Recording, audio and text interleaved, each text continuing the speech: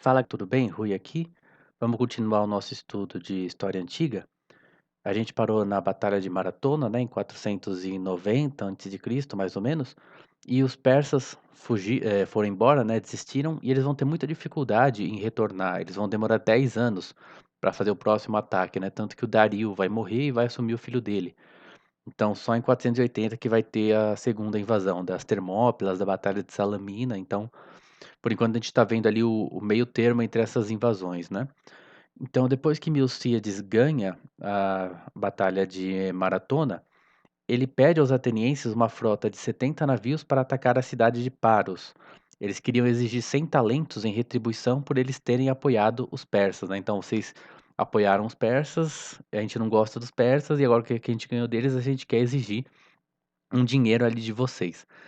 A cidade de Paros também era um ponto estratégico para atacar Naxos, que as duas estão nas Cíclades, né? E Naxos tinha sido o ponto central ali para os persas tentarem atacar a Grécia, né? Atacarem a Grécia, né? Mas você lembra que toda aquela questão da revolta jônia começou com uma tentativa dos persas de atacar Naxos, né? Bom, então o Milcíades vai com a tropa, né? Com a frota, mas a expedição dá errado. E Milcíades leva uma flechada na perna, e quando ele volta para Atenas, ele é posto em julgamento. Lembra que ele já tinha sido posto em julgamento antes, né? Porque tinha os Alquemeônidas que não gostavam dele, né? Ele era da facção ali do partido, entre aspas, né? Aristocrático. Então os caras não. Ele também era apoiador, tinha sido ido pro Chersoneso Trácio como um apoiador do Pisístrato, né? Então eles queriam se livrar dele, apesar de que vai ter relações também entre os Alquemeônidas e o Pisístrato, né? Quer dizer, cada hora, cada um vai fazendo o que é conveniente. Então, uma hora o cara tá um lado tá junto com o outro, numa hora junto com o outro, né? Mas eles queriam se livrar do Milcíades. Então, eles tentam condenar ele à pena de morte. O Milcíades é trazido para a Assembleia com o ferimento gangrenado, quase morrendo. E os amigos dele fazem discursos, né? E conseguem reduzir a pena dele para 50 talentos, que o filho dele, que é o Simon, vai ter que pagar. Eu ouvi dizer que algum filho ou neto do Milcíades vai aparecer depois, posteriormente na história, né? Pelo que eu fiquei sabendo, os aristocratas voltam a ter poder por causa do exército, né? Da questão militar. Mas eu fiz assim, você pensa que 100 talentos é o que Milcíades queria exigir da cidade inteira de Paros. E agora o filho dele vai ter que pagar 50, né? Que é metade do que eles iam cobrar de uma cidade inteira. Então, pelo que eu olhei, o talento, né, que é um nome genérico para uma unidade antiga, né, de massa, né, de peso, tem na Bíblia, né, tem os talentos de ouro e tal. Aí a Wikipédia diz assim: um talento grego, também chamado de ático, pesava 20,04 quilos. E aí, se for de ouro, eu vi que o ouro hoje em dia está 308.920 reais o quilo.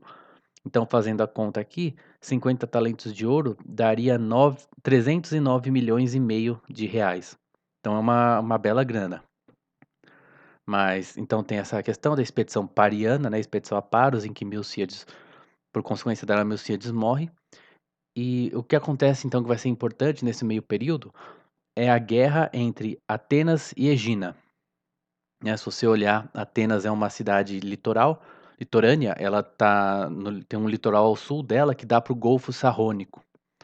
E tem uma ilha nesse golfo que é a ilha de Egina, que está bem perto ali, bem na saída mesmo de Atenas ali. Então, segundo Heródoto, vai ter essas cidades sempre tiveram uma disputa, né, a chamada disputa antiga. Vai ter uma guerra em 506 e vai acabar, essa guerra vai acabar ali em 481, na iminência da invasão dos persas de novo, né. E essa guerra é importante porque, como é uma guerra de Atenas com uma ilha, Atenas, vai criar uma frota enorme, vai se tornar o maior poder naval da Grécia, e quando chega os persas, é justamente essa frota que Atenas preparou para lutar contra a Egina, que vai ser fundamental para vencer os persas no mar. Então, mas o autor ele vai começar a criticar a a exposição de Heródoto, né, olhando pedaços de Heródoto que não fazem sentido, coisas assim, né. Mas basicamente a história é essa, se você quiser saber. Atenas tem uma guerra com a Egina, em algum momento ali Atenas precisa vencer a Egina no mar, então ela se torna um poder naval, e isso é importante para vencer os persas depois. Mas vamos lá. Há 3 eventos narrados na exposição de Heródoto, que seriam a disputa antiga, né, que seria um confronto imemorial desde a época de Solon entre Atenas e Egina. A guerra inesperada, também chamada de a Guerra Sem Arautos, né, uma guerra surpresa, por assim dizer, né, que teria começado em 506, e a recusa em entregar os reféns de Cleomenes. Vai ter o rei Cleomenes de Esparta vai capturar alguns reféns de Egina, né, vai capturar líderes de Egina, e Atenas não vai querer devolver eles, né, então isso vai gerar um ataque de Egina a um navio ateniense, né. Isso vai ser importante, a gente vai ver. Vamos lá? Então, a historicidade da disputa antiga foi questionada por algum como Willowitz Moellendorff, que diz assim: "É difícil não aceitar", desculpa, esse é o autor falando do Moellendorff. "É difícil não aceitar as conclusões de Moellendorff, que as narrativas de Heródoto nos apresentam uma série de mitos etiológicos explicatórios de costumes rituais". Então, como tem essa questão de mitos, ficaria difícil acreditar que a guerra antiga entre Atenas e Egina seria histórica. Mas eu dei uma olhada, assim, bem por cima e não vi ninguém falando, assim, mais recente que essa guerra ela foi só, mitológica, né, que ela não foi histórica. Tipo, o pessoal tá falando que, ok, teve esse conflito, né, mas basicamente isso. Então, se Heródoto está certo, né, houve um conflito entre Atenas e Egina muito antes de 506. Porém, em 506 teria, eclodido uma nova guerra. Então, para Heródoto, a primeira guerra eginense teria sido feita por uma aliança entre Tebas e Egina contra Atenas.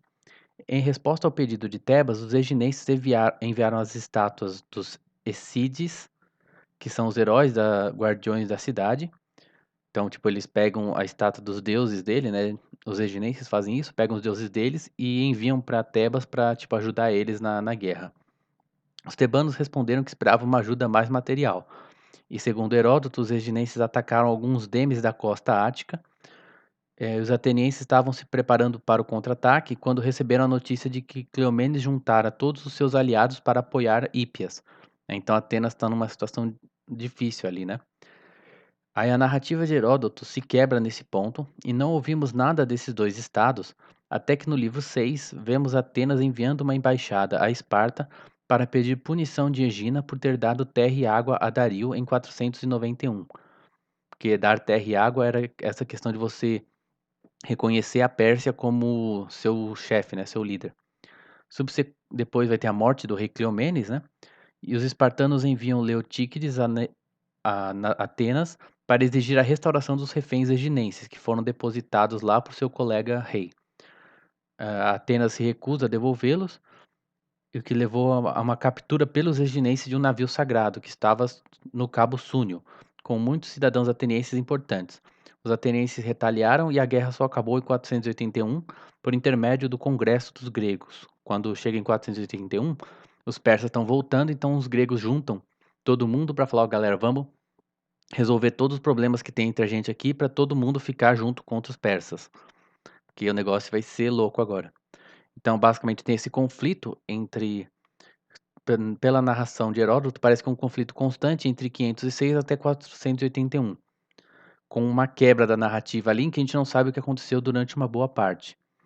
Então, basicamente, o autor aqui do texto vai fazer o seguinte: ele vai primeiro mostrar que essa guerra não foi durante esse período todo, que houve uma pausa, né? Depois ele vai tentar mostrar que só teve uma guerra, a que começa ali depois de 491, com a em resposta a essa esse oferecimento de terra e água de Egina. Então, na verdade, para ele só teve uma guerra. Heródoto errou em dizer que a guerra começa em 506. Ele teve só ali uma hostilidade ali, mas que não gerou uma guerra. A guerra começa mesmo em 491.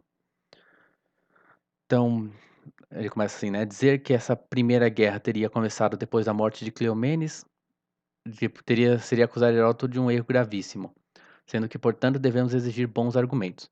Então vamos lá. Agora começa. Heródoto fala do início de uma guerra em 506 e do fim de uma guerra em 481. Porém, não é dito em nenhum lugar que a guerra foi contínua nesse período. Se esse fosse o caso, veríamos no relato da revolta jônia alguma menção ao conflito, inclusive com a possibilidade de Egina se aproveitar da ausência de 30 navios atenienses do Golfo.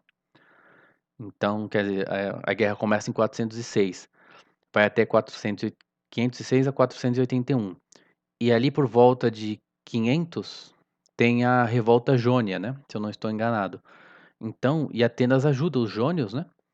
E ficaria então no meio desse conflito. E Heródoto não fala nada do conflito entre Atenas e Egina durante a revolta jônia, né? Que seria importante. Embora o, o outro autor do período da Guerra Jônia, né, falou que Atenas enviou muitos poucos navios, né? Então também tem isso. Às vezes esse argumento não é tão bom assim, mas vamos continuar. Quer dizer, Atenas teria enviado poucos navios justamente porque ela estava na guerra contra Egina, mas Heródoto provavelmente teria dito algo a respeito, né? Teria explicado esse apoio fraco à Jônia, lembrando a guerra com Egina, que é algo que ele não faz. Ele não explica, aparentemente, né? No relato da embaixada ateniense a Esparta em 491, há a presença de uma hostilidade, mas não há menção de um conflito. Além disso, não são dados detalhes da guerra que supostamente teria começado em 506, apenas só após a narração da captura do barco Súnio que os detalhes da guerra são dados. Então, nós não temos menção da guerra, essa guerra com a Egina durante a revolta jônia. Em 491, nós não temos nenhuma nós não temos a menção de que existe uma guerra, só uma hostilidade, não um conflito. Nós não temos nenhum detalhe da guerra antes de 491, em nenhum momento Heródoto diz que a guerra foi contínua de 506 até 491. Então, finalmente, uma frase usada por Heródoto no sétimo livro parece definitivamente excluir a possibilidade de a guerra ter começado em 506. Na passagem em questão, Heródoto afirma que o início da guerra com Egina salvou os gregos da Pérsia por compelir Atenas, liderada por Temístocles, a tornar-se um poder naval. Seria absurdo supor que uma guerra começada 25 anos antes da invasão persa salvou a Grécia por fazer Atenas tornar-se uma potência naval 22 anos depois, né? Eles não têm como eles terem demorado 22 anos para ter feito isso, né? Se a guerra começou, que Heródoto diz que foi a explosão da guerra, o início da guerra que fez com que Atenas se tornasse uma potência naval. Então a gente tem tudo, né? Nós não temos Heródoto não diz que a guerra é contínua, desde 506 até 481. Nós temos poucas menções da guerra. A guerra é omitida no caso da revolta jônia.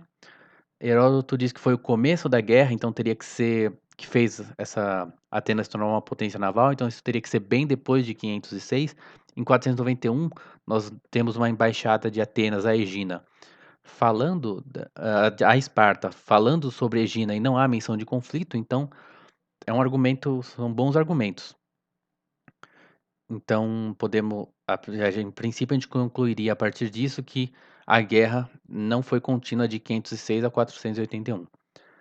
Agora, sabemos que a guerra não foi contínua, mas como podemos saber que a primeira guerra eginense não foi devida ao apelo de Tebas, né? Então, quer dizer, na verdade, não houve duas guerras, né? A princípio a guerra não foi contínua, então teve duas, uma que começou em 506 e outra que acabou em 481. Em algum momento ali ocorreu uma paz. Agora, como a gente sabe que só teve uma, né? E que não começou em 506. Então, ele diz o seguinte, o autor: o envio das estátuas, aquelas estátuas dos deuses de Egina, que eles enviam em apoio aos tebanos, porque Tebas teria chamado Egina para se aliar contra Atenas, né?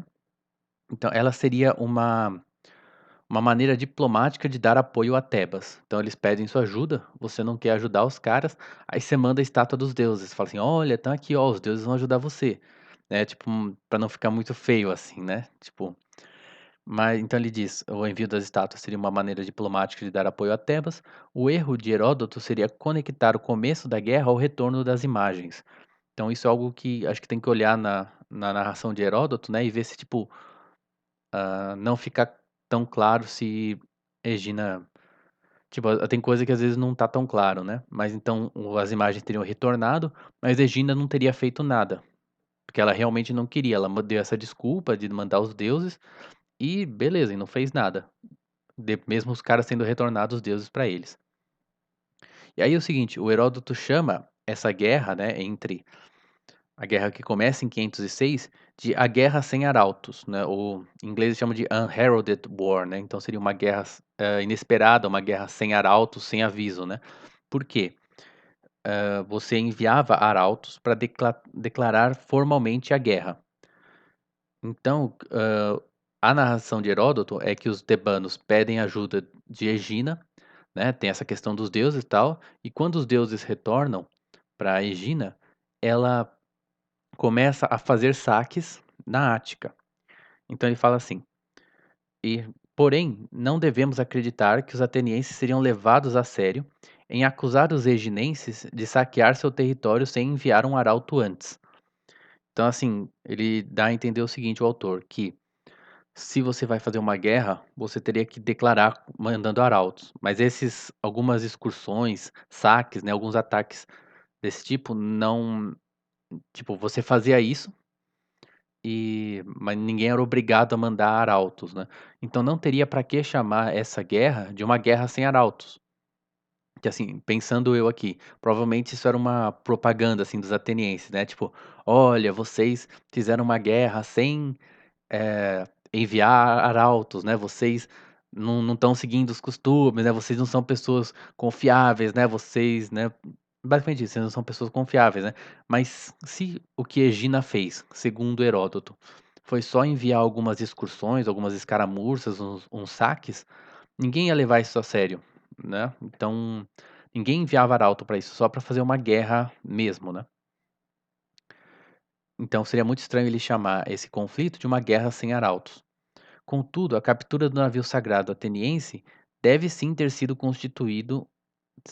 ter constituído, segundo o costume da época, uma violação da lei grega, por ser um ato de hostilidade sem aviso devido e direcionado contra um navio sagrado. Eu não faço a menor ideia do que era um navio sagrado, nunca tinha ouvido falar disso, mas então o conflito que teve em 506 não teria para que ser chamado de guerra sem arautos, que é o nome que Homero, ó, eu de novo, com Heródoto dá à guerra a essa guerra de 506. Mas tem aquela embaixada de Atenas a Egina, a Esparta, em 491. Esparta captura alguns líderes de Egina que queriam se apoiar, se aliar aos persas, né? Que, tipo, Atenas se junta com Esparta e fala: olha, eles estão querendo ficar junto com os persas, a gente tem que resolver isso. Esparta, que é aliada de Egina, captura esses reféns. Depois Esparta quer que se devolva esses reféns. Atenas não permite, porque esses reféns foram deixados em Atenas. E isso faz com que os eginenses capturem um navio sagrado. E aí já tem motivo para você chamar essa guerra de guerra sem arautos. Porque essa captura de um navio sagrado já é um negócio mais complicado. É tipo, como assim você atacou, tipo, um negócio dos deuses, entendeu? Então seria algo mais problemático. Além disso, Heródoto menciona um oráculo recebido pelos atenienses para que não fizessem guerra contra Egina, mas que dedicassem um precinto a Eco, que era tipo um deus, né? E depois de uma geração, que seria mais ou menos 30 anos, guerrear contra Egina. Então, em 458, quando os atenienses derrotam Egina quase que completamente, eles atribuíram isso ao oráculo cerca de 30 anos antes, em 488. Então, essa dedicação desse templo, né, e esse oráculo bate mais com a guerra não ter começado em 506, mas sim por volta ali de 488. Então, em resposta a essa questão da diplomática de Egina ter dado terra e água a Dario em 491. Então, vamos fazer uma recapitulação. Heródoto fala: 506 começa uma guerra, Tebas chama Egina, que é Tebas tenta chamar Egina para se juntar contra Atenas, né. Egina, segundo Heródoto, teria enviado os deuses, né, quando esses deuses retornam, eles fazem alguns saques a Atenas, e essa seria a guerra sem arautos, né. Porém, a gente não tem detalhes dessa guerra. Em 491, a gente tem uma embaixada de Atenas a Esparta, que não há menção da guerra. Durante a revolta jônia, nós não temos menção a essa guerra, e nós temos a menção a eclosão da guerra, que faz com que Atenas se torne uma potência naval, seria bem não poderia ter começado em 506, então teve 2 guerras.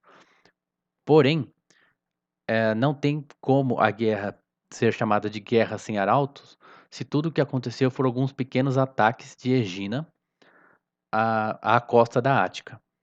Porém, se a guerra sem arautos começou com a captura desse barco, esse barco só foi capturado como uma resposta à à não devolução dos reféns de Egina, que foram feitos reféns porque Egina tinha apoiado os persas em 491, tá. Então é bastante coisa, mas de uma guerra que vai de 506 a 481, a gente foi para 2 guerras, né, porque teve um período ali que não há menção a guerra nenhuma, e a guerra sem arautos que Heródoto atribui a 506 não pode ter começado tanto tempo depois, teria que ter começado ali por volta de 488, 489. Então vamos ao rei Cleomenes e Egina. Segundo Heródoto, em 491 Dario enviou arautos pedindo terra e água dos gregos em geral, né? Alguns aceitaram esse gesto de submissão, como Egina. Mas a gente não precisa acreditar que isso foi só por hostilidade a Atenas, porque Egina tinha um comércio que dependia muito dos portos orientais que estavam sob a influência persa. Ela era uma daquelas cidades que fazia muito comércio com o Egito, essa coisa assim. Então, ser aliado dos persas era bom para garantir o comércio deles, né. Contudo, qualquer ateniense entendia a ameaça de ter uma cidade tão próxima aliada com os persas. A única opção era pedir a Esparta que a colocasse na linha. Não é dito que o apelo foi feito a Cleomenes, mas o curso posterior dos eventos mostra que Atenas confiava no rei espartano e não nos éforos. Os éforos eram tipo uns tinha o rei, mas tinha também esses éforos que eram uns caras eleitos, né. Tinha tipo esse conflito, né, entre os reis. É um negócio mais democrático, por assim dizer, né. Então é difícil dizer o que é mais, surpreendente, o apelo de Atenas a Esparta ou a resposta de Esparta. Sabemos de Heródoto que Atenas acusou Egina de trair a Grécia. Logo, Esparta se tornou a guardiã dos interesses pan-helênicos, né. Então quer dizer, ele está dizendo assim, que como Atenas pede ajuda a Esparta com relação ao assunto que é a respeito da Grécia inteira. É como se Atenas estivesse reconhecendo que Esparta era a chefe da Grécia, basicamente isso, né, a líder da Grécia. Então tem uma submissão, num certo sentido, de Atenas a Esparta. E Esparta tinha vencido a guerra com Argos, né, e isso meio que tornou ela, assim, a cidade mais poderosa da Grécia. Egina, por sua vez, era uma cidade dória, assim como os espartanos, né. Ela era um membro da Liga do Peloponeso, que era a liga dos aliados de Esparta, e uma das oligarquias mais consistentes entre os gregos. Vocês lembram que Esparta depunha os tiranos, né, e colocava aristocracias, oligarquias que eram mais favoráveis a eles, né. Então, Egina tem, tipo, tudo para ser aliada amiga de Esparta. 3 anos antes, ela emprestou sua frota para os espartanos na Guerra Argiva, essa guerra que eu falei com Argos, né. Contudo, o apelo foi aceito devido à prudência de Cleomenes, que conseguia ver o perigo persa apesar de tudo. Então, apesar de todos os motivos para ela ser uma aliada de Esparta, Cleomenes percebe que não dá para ter uma cidade aliada dos persas ali do lado, né. Cleomenes foi para Egina para prender os responsáveis pela aliança com os persas, mas Demerato, que era o outro rei, lembra que Esparta tinha 2 reis, ele traiu Cleomenes de novo, né. Ele, tipo, virou as costas e falou: "Não, vamos voltar pra Esparta". Então, junto com um estadista eginense chamado Crio, que também esse Crio ficou questionando a liderança de Cleomenes, tipo: "Não, você não é isso aí não tá certo, você não tem direito de fazer isso, você não tá agindo com apoio de Esparta, né".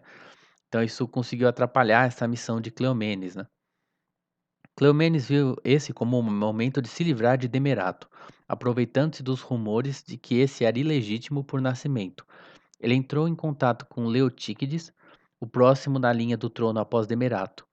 A questão de sua legitimidade foi levada ao oráculo de Delfos, que foi contrário a Demerato, e com isso Cleomenes voltou para a Egina, prendeu os 10 líderes do governo da cidade, tendo-os depositado em Atenas. Então ele deixou os caras lá em Atenas.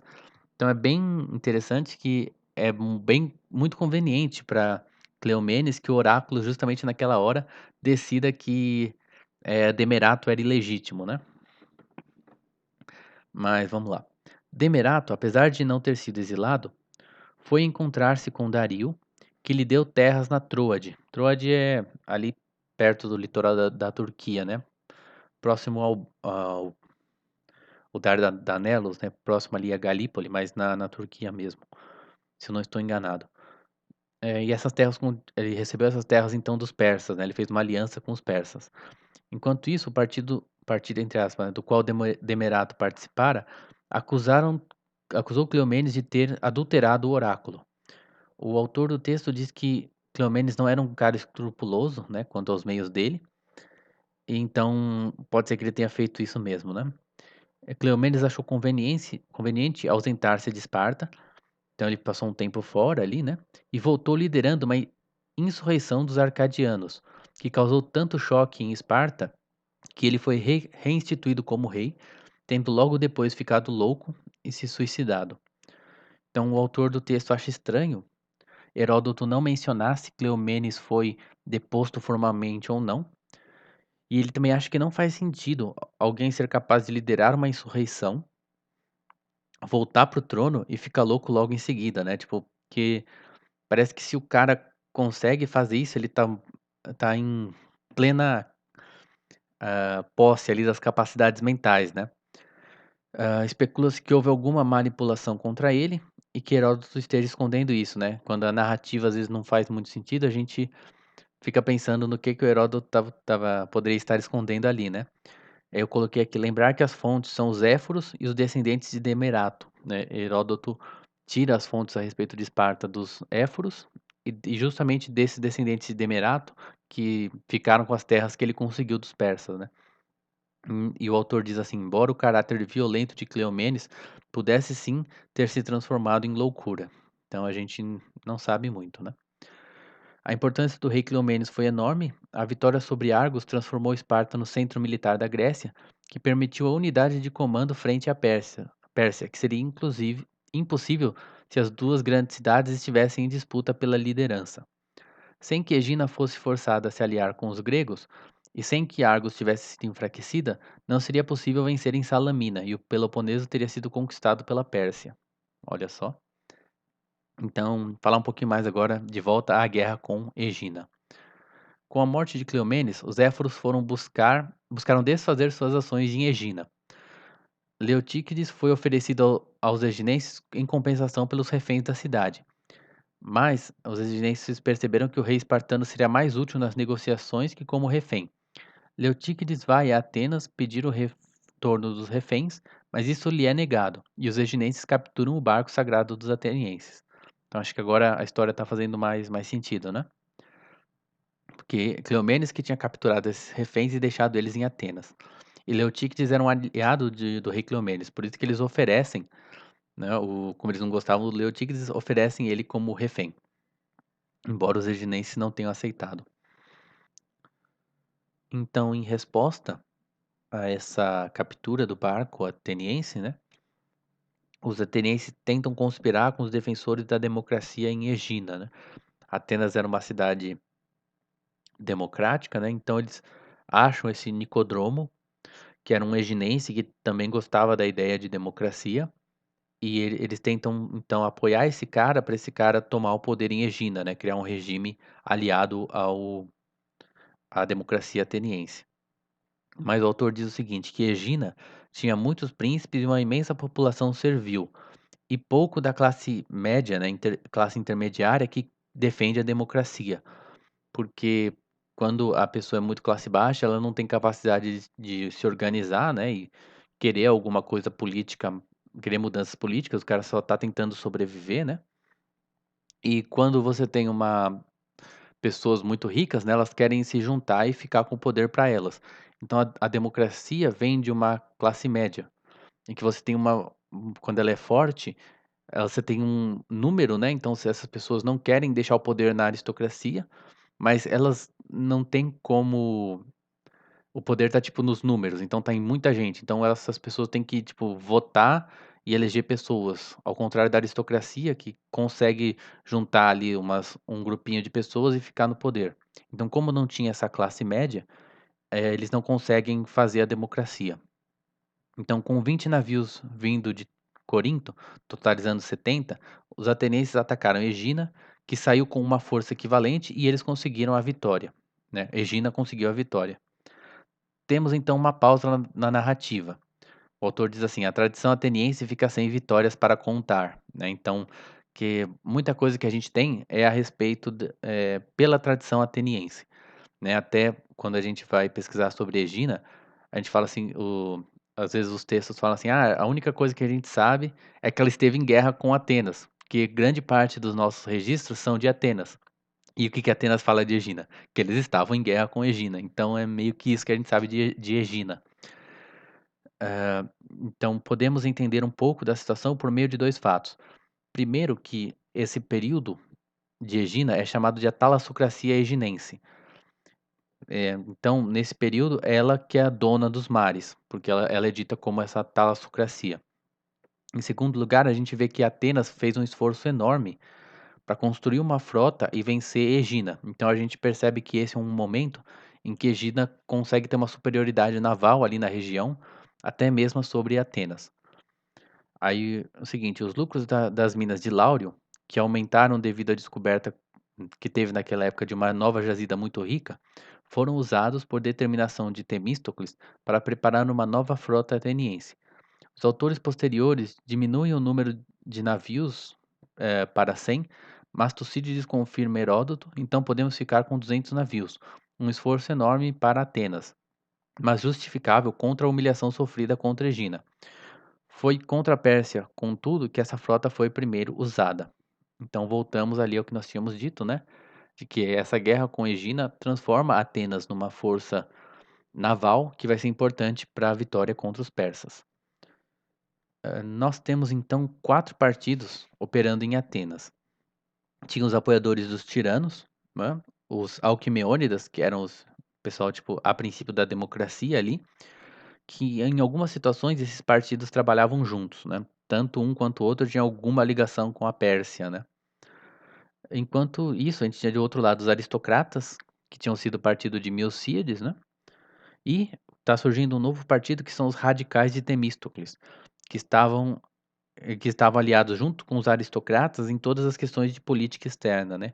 Os aristocratas eram os caras menos pró-Pérsia, e surge dentro do partido democrata, entre aspas, né, os radicais de Temístocles, que são então uma parte do partido democrata, né, dos apoiadores da democracia, que se junta com os aristocratas por ser pró-Pérsia contra a Pérsia, né, seria tipo, Temístocles seria a democracia contra a Pérsia, né.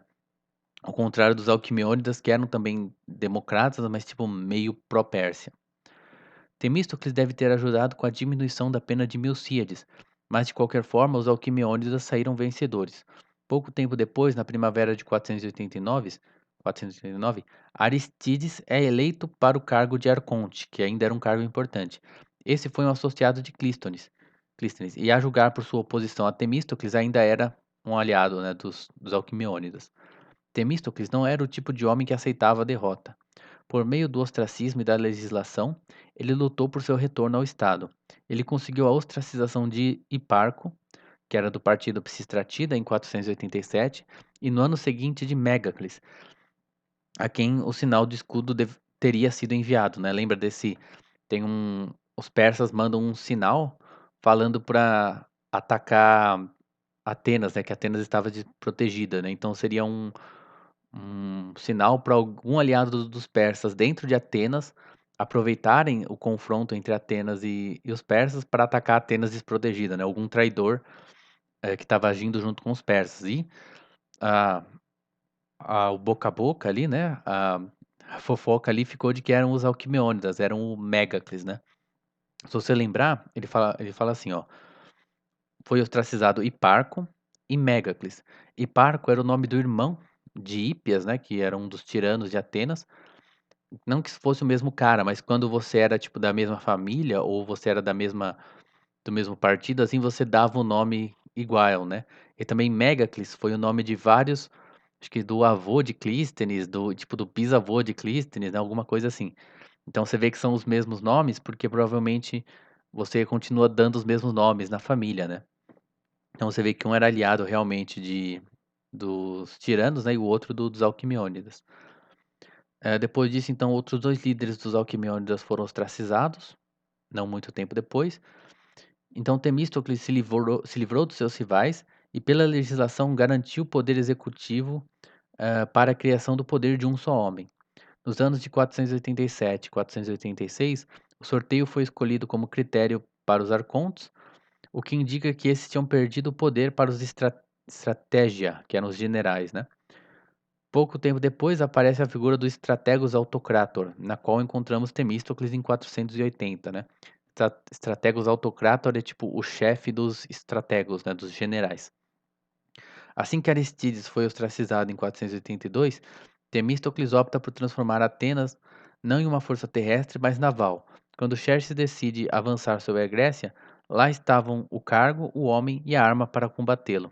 Então, Temístocles vai desfazendo os inimigos dele, né, vai atacando, atacando, expulsa um, expulsa outro, e tal, e ele consegue, estar lá, concentrar o poder no executivo, criar a frota dele, né. Então, quando os persas chegam, tá lá Temístocles pronto para se opor aos persas, né.